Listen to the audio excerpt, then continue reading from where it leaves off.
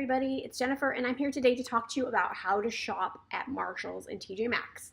I also did a video like months ago about how to shop at Nordstrom Rack, so if you're interested in this whole discount shopping experience, you should check out that video as well.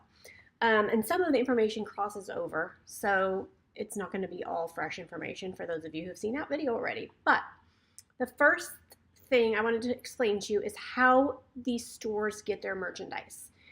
Stores like Marshalls, TJ Maxx, and Ross, Home Goods, get their merchandise.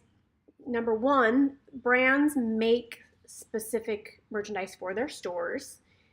So those pieces are certain labels that are only at those stores, or sometimes designers will make a lower level that they send directly to stores like off-price stores like Marshalls, TJ Maxx, Home Goods. You get the point.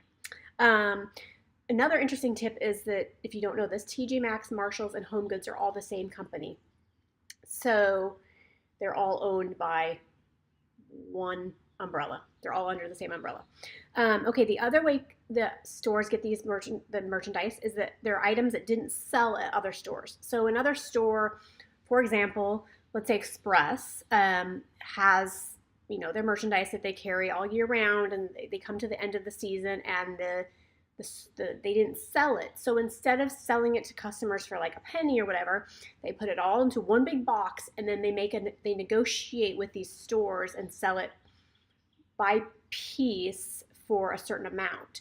So the stores like TJ Maxx and Marshalls pay very little for this merchandise. So whatever they're selling it for, they're definitely still making plenty of money. They pay like pennies on the dollar for this merchandise. The other way they get the merchandise is irregulars. So if an item is flawed or damaged, frequently they'll just buy those things directly from the designer.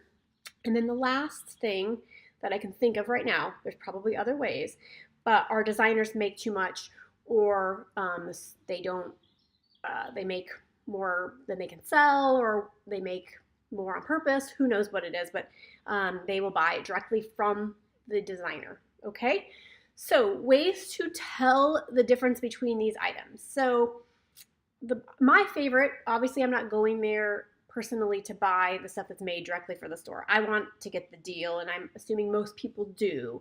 So that's why you're going to these kind of stores, because you want to get more for less, right? You want to get higher quality for less money. If you're not familiar with the brand, you could Google it and see what other stores it's carried at and see what actually the price point is on that item. So let's say, for example, here's a perfect example. I know the clothing brands really well, and so I can tell the difference between which pieces were made for the store and which pieces came from another store. One way, actually, besides Googling, I'll tell you in a second, is if there's a bunch of one item, it probably was made directly for that store, okay? The other way, though, is to Google it. So I don't know a ton about makeup and beauty products, but I always see them there, and I'm always like, ugh, it's a mess. I don't want to go through it. I don't want to buy something that's just selling what it's worth. Like, it's not worth it to me. But yesterday I was like, all right, I'm going to put some work into this beauty section and try this out so that I can educate my clients and my video watchers and my blog readers. And so what I did was I sat at the beauty section for a while, and I would Google, I know Bare Minerals. I think most of us probably are familiar with Bare Minerals. They had this really pretty foundation, and it was valued at $60, and it was probably $44 in their store, and it was marked down to $16.99 at the store. So I looked it up, and I was like, oh, okay, this is a legit thing. It probably just didn't sell, but because it's a seasonal packaging, and I don't really care if it's seasonal packaging, and it's actually really pretty. I'm going to show you. I can't get it out. So it's actually like a really pretty jar. So this was $16.99, and at the store it would have been $44. So that was a really good deal. But I had to Google these things because I don't know all the different labels. Plus, you don't want to buy something that didn't sell at Sephora because it didn't work.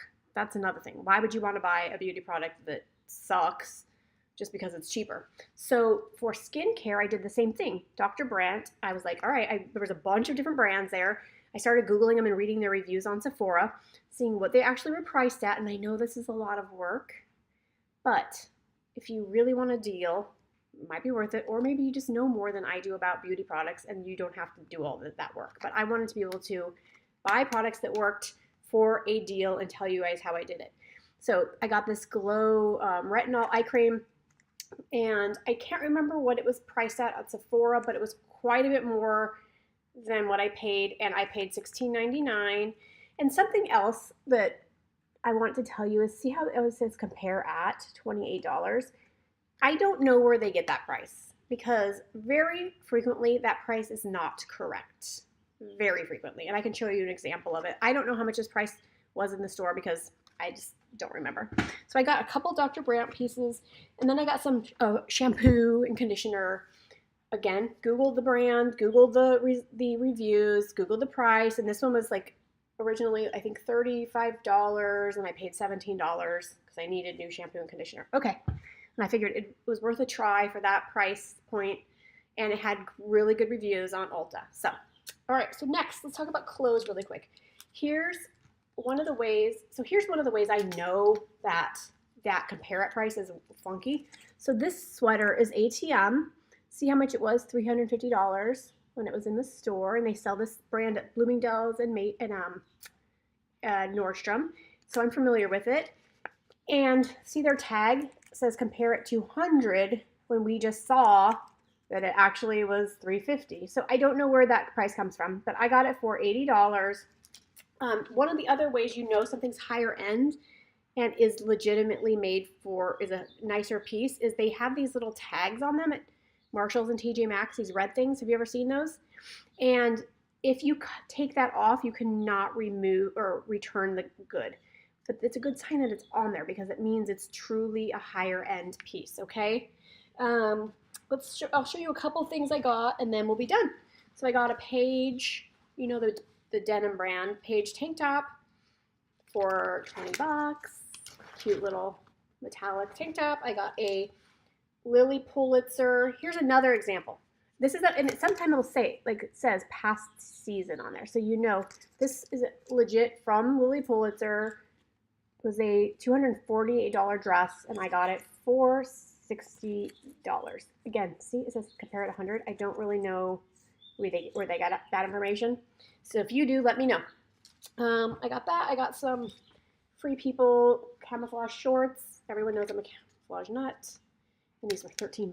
So that's it. I hope that was helpful. And watch the Nordstrom Rack video because I give some similar tips in there. And let me know if you like this. Give me a thumbs up if you thought this was valuable content, and ask me any questions in the comments. Or if you have any tips or any amazing deals you found at these stores, please share. I would love to hear about it. Thank you so much for watching. Have an amazing day and see you next time.